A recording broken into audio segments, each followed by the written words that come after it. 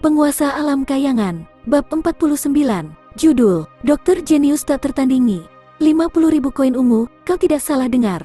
Apa kau mau membeli atau tidak? Tanya Gunawan dengan wajah tanpa ekspresi. Suaranya membawa tekanan berat. Ini. Ketika Pu He sebelumnya mengatakan bahwa dia masih tidak akan mampu membeli inti tenaga dalam ranah tingkat raja ini, bahkan jika dia menjual cabang toko bulan hitam ini, dia sama sekali tidak melebih-lebihkan. Kalaupun dia diberi 10 kali keberanian, dia tetap tidak berani memanfaatkan pria parubaya yang menakutkan ini. Tapi saat ini, dia sebenarnya ingin menjual inti tenaga dalam ranah tingkat raja ini untuk 50.000 koin ungu. Pu He bahkan lebih tidak mau membelinya, karena harganya terlalu murah. Itu murah sampai pada titik di mana dia tidak cukup berani untuk membelinya. Tapi pada saat yang sama, dia tidak cukup berani untuk menolak seseorang yang bisa membuka celah dimensi. Akibatnya, dalam menghadapi tawaran yang sangat besar ini, kepalanya penuh dengan keringat. Kedua tangannya bergetar saat dia dengan takut meringkuk untuk waktu yang lama dan tidak dapat mengucapkan sepatah kata pun. Aku tahu apa yang kau pikirkan. Jangan khawatir, aku tidak akan menyakitimu. Aku memberimu tawaran yang sangat besar. Gunawan dengan dingin berkata, berikan aku 50.000 koin ungu dan inti tenaga dalam ranah tingkat raja ini akan dipercayakan kepadamu. Namun, itu bukan milikmu. Apalagi, kau tidak bisa membiarkan orang tahu bahwa kau memiliki kor ini dalam kepemilikanmu. Setelah itu, dalam 10 hari, kau harus menjualnya ke cabang Padepokan Sin di kota Boyolali. Untuk berapa banyak uang yang bisa kau dapatkan untuk itu tergantung kemampuanmu sendiri. Aku percaya perbedaan harga kali ini sudah cukup untuk menyamai beberapa tahun pendapatan cabang kecil ini. Sebelumnya, kau dengan murah hati memberiku gaun primerah, dan aku tidak ingin berutang apapun kepada siapapun. Ini bisa dianggap sebagai pelunasannya. Setelah itu, tidak akan ada hubungan antara kita, dan kita tidak akan berutang satu sama lain. Kata-kata ini membuat hati Pu He berdegup kencang. Terutama beberapa kata terakhir, yang pada saat bersamaan, sangat menarik perhatiannya, dan menyingkirkan sebagian besar kekhawatiran di hatinya. Digantikan dengan perasaan gembira sehingga sangat tak terlukiskan. Jika Gunawan tidak memiliki alasan dan ingin menjual inti tenaga dalam ranah tingkat raja dengan harga 50.000 koin ungu, dia pasti tidak akan berani membelinya. Tapi jika ada alasan, ini adalah cerita yang sama sekali berbeda. Selain itu, ini bukan sekadar penjualan, tapi juga menggunakan tempat ini sebagai perantara. Dia, Pu He, tidak punya kekuatan untuk menolak. Beberapa kata terakhir, seperti memberinya setengah obat penawar. Untuk bisa membuka celah dimensi, karakter macam apa itu? Tokoh ini secara alami memiliki martabat dan kesombongan yang ekstrim, jadi bagaimana mungkin mereka berkeinginan untuk berutang bantuan pada orang lain? Bahkan jika itu adalah bantuan yang sangat kecil. Bahkan tidak perlu dikatakan jika itu adalah bantuan yang tidak penting. Sedangkan untuk hadiah gratis dari gaun primerah seharga 500 koin ungu ini bisa dianggap sangat disukai. Pada saat itu, Pu He mengamati kata-kata dan isyaratnya, dan merasa bahwa ia mungkin tidak mampu membeli gaun primerah. Akibatnya, dia mengalami rasa sakit karena memberikannya secara gratis kepada Gunawan, jadi dia bisa mendapatkan bantuan. Tanpa diduga, dia mengembalikannya begitu cepat, dan tawaran yang dia dapatkan sangat bagus. Pu He mengulurkan tangan dengan tangannya yang gemetar untuk mengambil inti tenaga dalam dragon tingkat raja itu. Begitu sampai di tangannya, dia benar-benar percaya bahwa ini memang inti yang dulu dan itu pastinya bukan palsu. Inti tenaga dalam ranah tingkat raja, yang juga merupakan inti dragon, pada dasarnya tidak mungkin ditiru dan dipalsukan. Dia dengan hati-hati berkata, toko kecil ini tentu saja akan merasa terhormat untuk memiliki hak istimewa untuk melayani pelanggan yang terhormat. Hanya, bisakah pelanggan yang terhormat membocorkan sedikit, mengapa Anda ingin menjualnya melalui toko kecil ini pada Padepokan Sin? Jika pelanggan yang terhormat ingin memberikan hadiah kepada Padepokan Sin, bukankah lebih baik memberikannya secara langsung? Jika hanya penjualan sederhana, harga 50.000 koin ungu ini sangat rendah. Pelanggan yang terhormat tidak boleh marah. Pu He ini tahu bahwa mengajukan pertanyaan semacam itu agak tidak sopan, tapi inti tenaga dalam ranah tingkat raja ini sangat berharga. Jika hati saya tidak merasakan sedikit pun kemudahan, saya tidak akan bisa beristirahat atau makan dengan damai. Gunawan tidak mengungkapkan ekspresi marah dan membalas dengan wajah dingin. Beberapa tahun yang lalu di kota Boyolali, aku secara tidak sengaja menerima bantuan dari Padepokan Sin. Aku berniat untuk meninggalkan kota Boyolali malam ini dan mungkin tidak akan kembali di masa depan. Aku tidak ingin berutang apapun dan inti tenaga dalam ini tidak berguna bagiku, jadi aku akan memberikannya kepada mereka. Tapi kebaikan selama waktu itu tidak sepadan dengan inti tenaga dalam ranah tingkat raja ini, jadi dengan demikian, menukarkannya untuk beberapa koin dan kemudian memberikannya kepada mereka. Jadi seperti itu, penjelasan ini sangat masuk akal. Puhe mendesah lega dan pada saat yang sama tersipu malu. Tingkat Raja Tenaga dalam Dragon Inti ini telah disebut benda tidak berguna dari mulutnya. Yang berarti bahwa pada tingkatnya, inti tenaga dalam ranah tingkat Raja tidak berbeda dengan kualitas apapun yang lebih rendah. Tapi, harga di mana itu akan dijual ke Padepokan Shin? Bisakah ini diputuskan oleh toko kecil ini? Tanya Puhe dengan hati-hati. Itu akan terserah padamu, tapi itu harus dengan harga yang mereka mampu. Ini wajar saja, ini wajar saja. Puhe cepat mengangguk dan hatinya bergerak begitu cepat sehingga percikan hampir meledak dari dalam. Dia kira-kira tahu seberapa besar kekayaan keluarga Padepokan Shin. Dari transaksi ini, dia pasti bisa mendapatkan sejumlah keuntungan. Cukup untuk menyamai 10 tahun dari keseluruhan pendapatan cabang ini. Saat Gunawan melihat Puhe, tatapannya menjadi mendung seperti air. Aku akan memikirkan sebuah cara untuk memberi petunjuk kepada Padepokan Shin sebelum meninggalkan kota. Beberapa hari kemudian, mereka secara alami akan datang untuk membelinya. Sebelum itu, kau tidak boleh sedikit pun membocorkan kabar tentang inti tenaga dalam Dragon tingkat Raja ini. Ketika Padepokan Shin datang untuk membelinya, kau juga tidak bisa mengungkapkan kelainan apapun. Selanjutnya, kau tidak boleh membiarkan mereka menemukan jejak apapun yang tidak boleh ditemukan. Aku percaya bahwa karena kau telah bekerja di toko bulan hitam selama bertahun-tahun, kau pasti lebih mengerti daripada aku tentang apa yang harus dilakukan.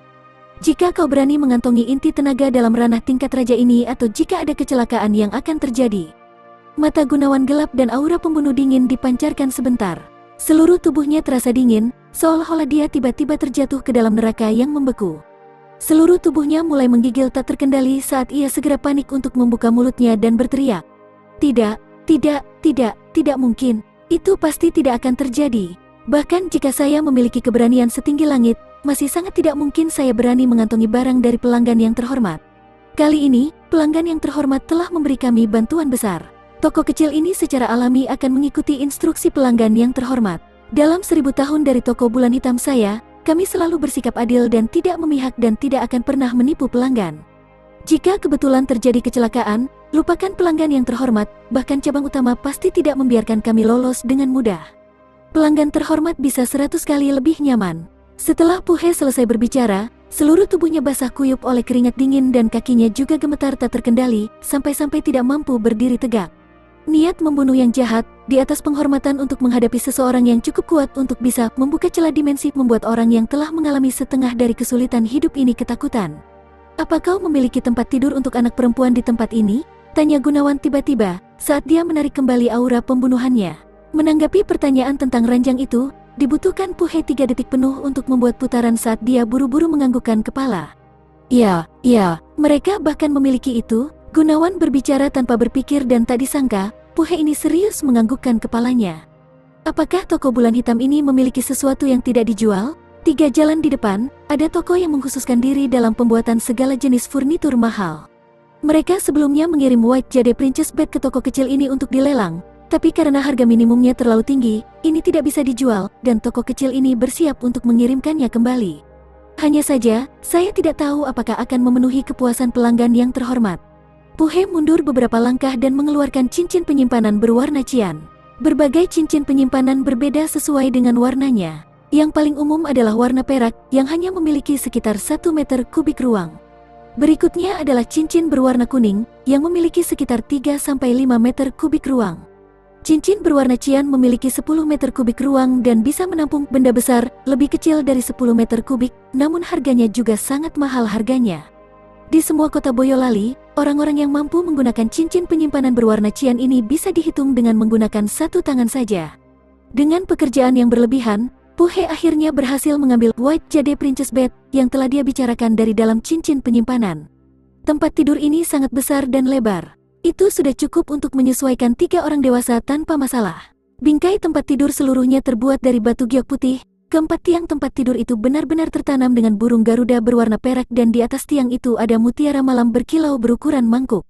Itu kemewahan yang ekstrim. Tapi tirai tempat tidur yang terbuat dari renda tipis berwarna merah muda dan beberapa ratus kristal bintang pink muda yang tergantung di atas membuktikan bahwa ini memang tempat tidur yang dibuat untuk seorang gadis. Kasur dan spray yang lembut sudah ditata di atas tempat tidur dan bahkan selimut pun disiapkan. Tidak peduli spray atau tempat tidurnya, semuanya putih murni dan sedikit penuh dengan kilau batu giok putih, yang jelas terbuat dari sutra kualitas tertinggi. Gunawan menatapnya sampai dia merasa tertegun. Karena meski dalam dua kehidupannya, melihat tempat tidur mewah seperti ini masih yang pertama kalinya. Tempat tidur ini terbuat dari batu giok terbaik dari Gunung Awan. Bahkan kristal berbentuk bintang yang menggantung dari tirai tempat tidur dibuat dari giok bintang yang sangat mahal dan jarang terlihat. Ketika seorang gadis berbaring di atasnya, ia dapat membantu memelihara tubuh, menenangkan hati, mengusir roh jahat, dan mengusir penyakit.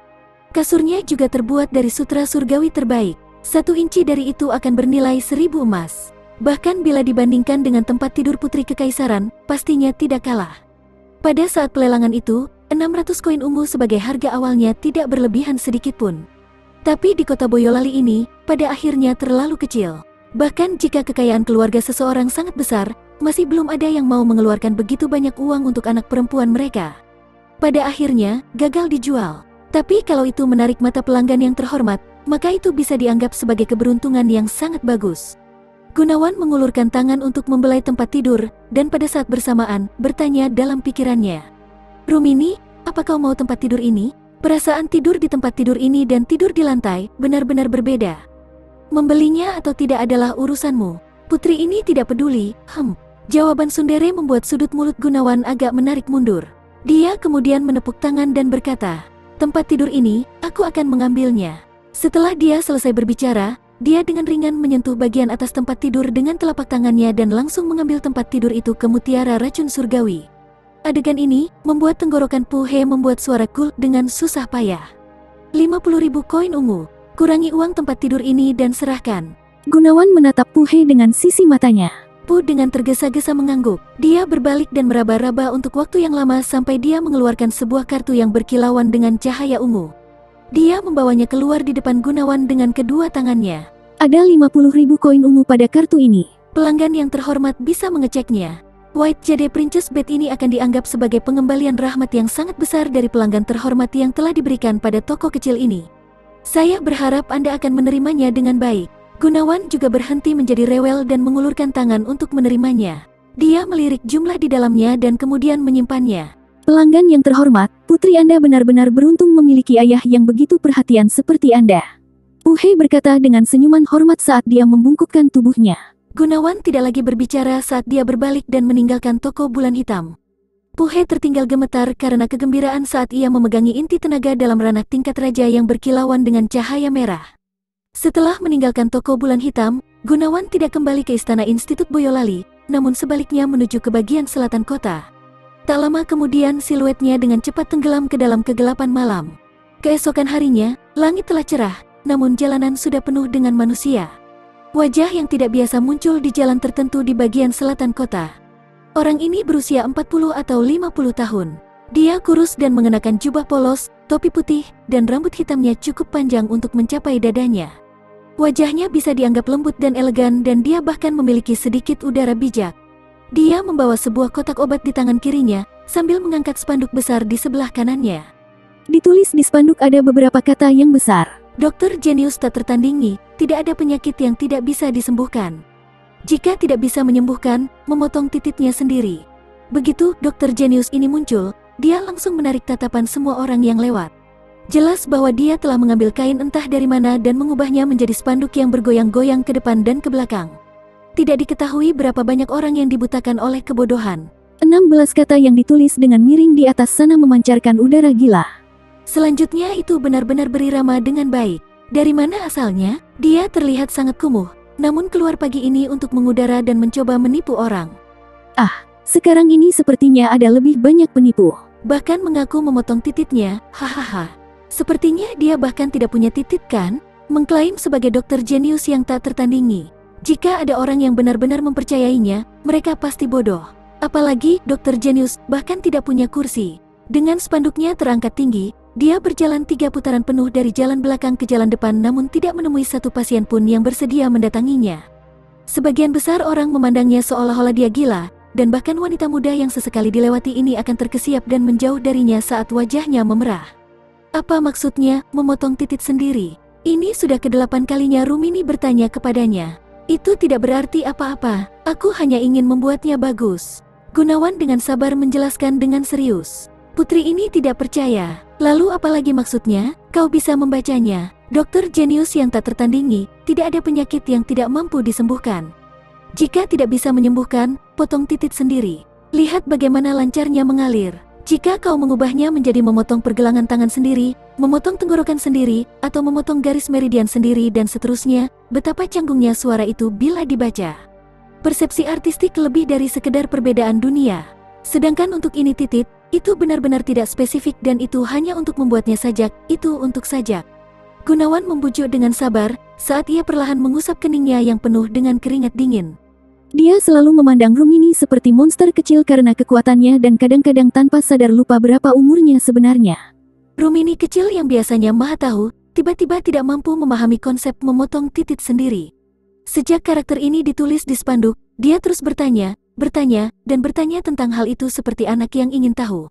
Setelah ke-8 kalinya Gunawan menjelaskan hal itu padanya, dia akhirnya percaya dan tidak bertanya lagi. Sangat sulit menjadi dokter keliling saat ini. Bahkan tidak ada satu orang pun yang menanyakan tentang layananku. Setelah membuat putaran kelima, Gunawan mulai memutar dan mengerang dalam pikirannya. Pada saat ini, 2 orang memasuki jalan dari timur sambil melihat sekeliling. Mereka bergerak dengan langkah tergesa-gesa dengan wajah pahit, seolah-olah mereka baru saja terkena kemalangan besar. Semua dokter terkemuka di kota ini telah diundang. Bahkan kepala dokter dan ahli pengobatan dari padepokan tersebut telah diminta untuk datang. Pada akhirnya semuanya sia-sia belaka. Jika ini berlanjut, di mana kita bisa mencari? Salah satu dari mereka dengan pahit mengerang. Ayah, kita tidak diizinkan untuk kembali jika kita tidak bisa menemukan dokter. Kelihatannya, aku tidak berpikir ada harapan kita bisa kembali hari ini. Yang lain dengan murung menyatakan, beberapa kelompok telah berbicara tentang pergi keluar kota untuk mencari. Bagaimana kalau kita mencoba mencari di luar kota juga? Meskipun jauh, lebih baik daripada kembali dengan tangan hampa dan dihukum.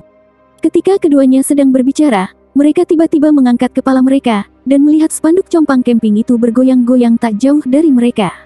Dokter jenius yang tak tertandingi, mata mereka langsung menyala. Oh, lupakan saja, kau bisa mengatakan bahwa dia seorang penipu hanya dengan satu tatapan. Seorang dokter keliling sebenarnya berani mengaku sebagai dokter jenius. Siapa peduli? Kita diinstruksikan oleh atasan untuk mencari dokter dan ini dia. Siapa peduli jika dia nyata atau tidak? Jika dia melakukan kecurangan, dia pasti akan dihukum. Mari kita pikirkan menyelesaikan tugas kita. Dan siapa tahu, dia mungkin benar-benar memiliki sedikit keterampilan dalam pengobatan.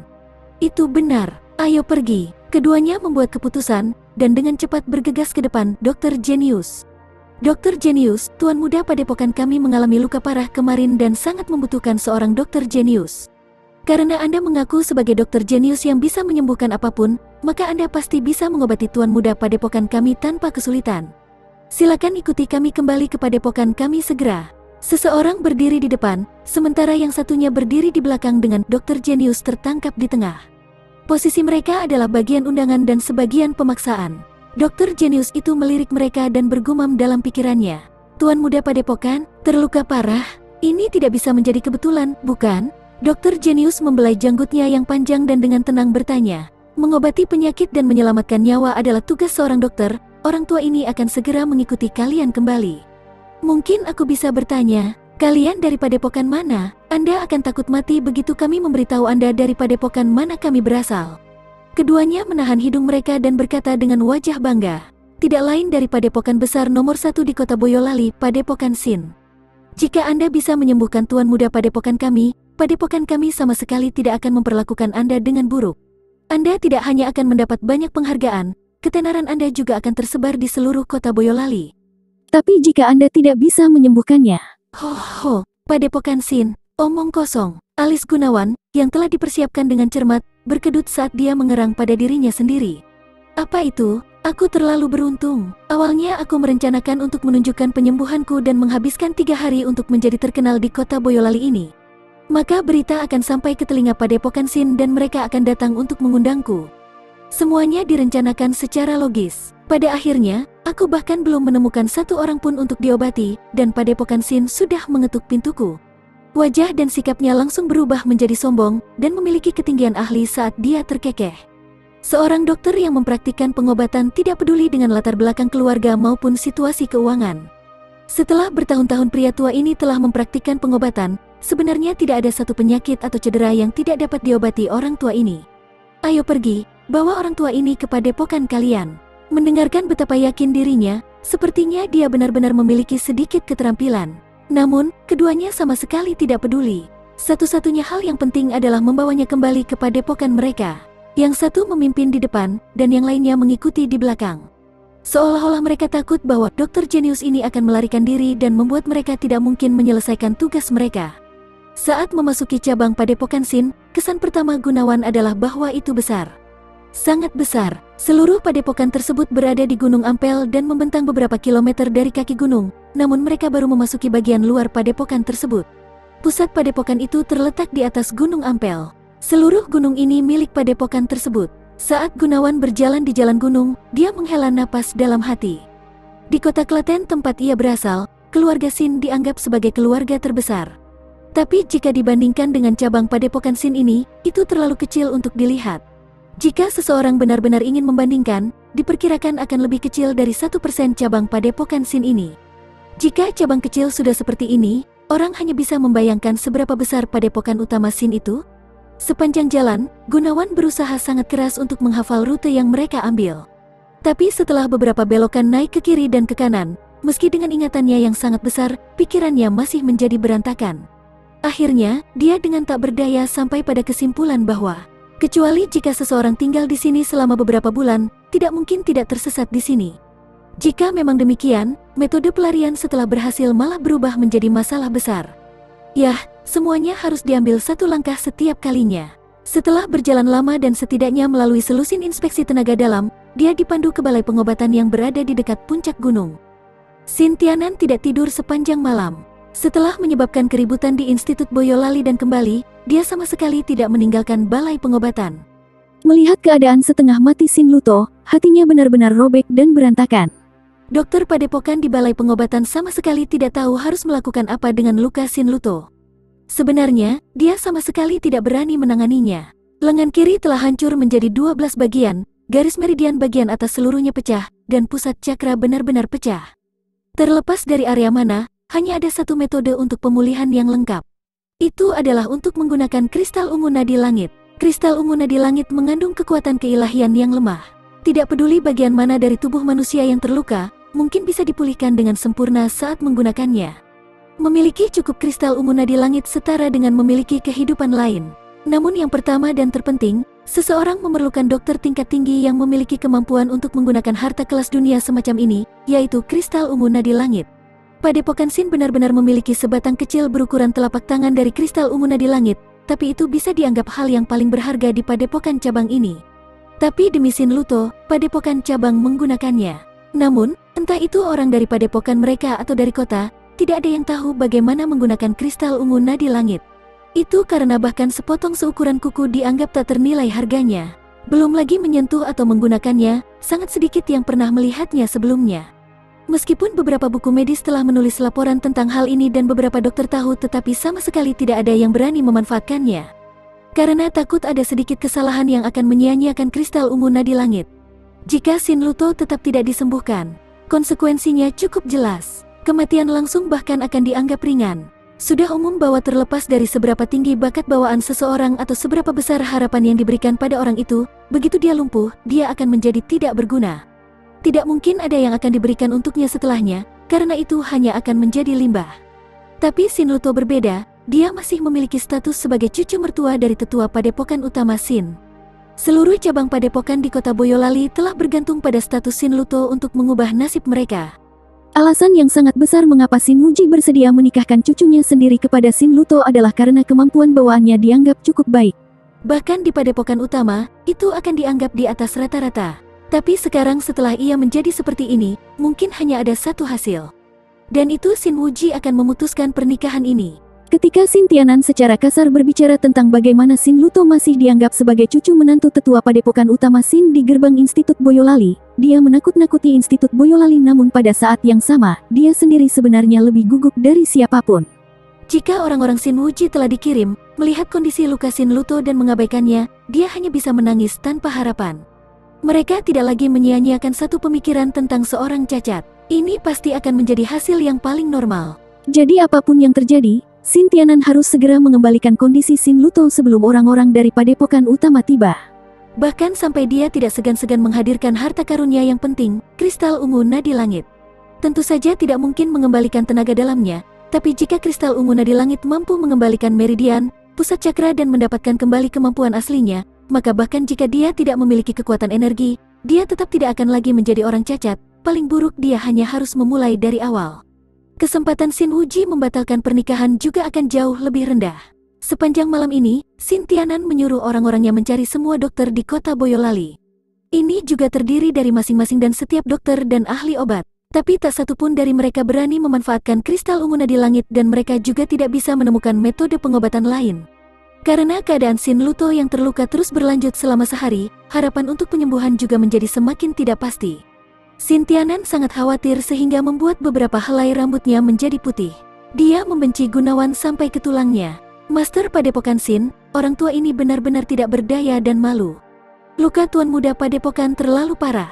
Orang tua ini tidak kompeten dan hanya bisa membuat obat untuk sementara menstabilkan kondisinya. Untuk obatnya, mungkin satu-satunya hal yang bisa menyembuhkan luka tuan muda adalah kristal ungu nadi langit. Namun ini masih pertama kalinya dalam kehidupan orang tua ini melihat objek ilahi ini dan sama sekali tidak memiliki kemampuan untuk menggunakannya. Kalian sekelompok sampah yang tidak berguna, Xin Tianan berteriak keras dan mereka gemetar dari kepala hingga ujung kaki. Dan cerita pun berakhir.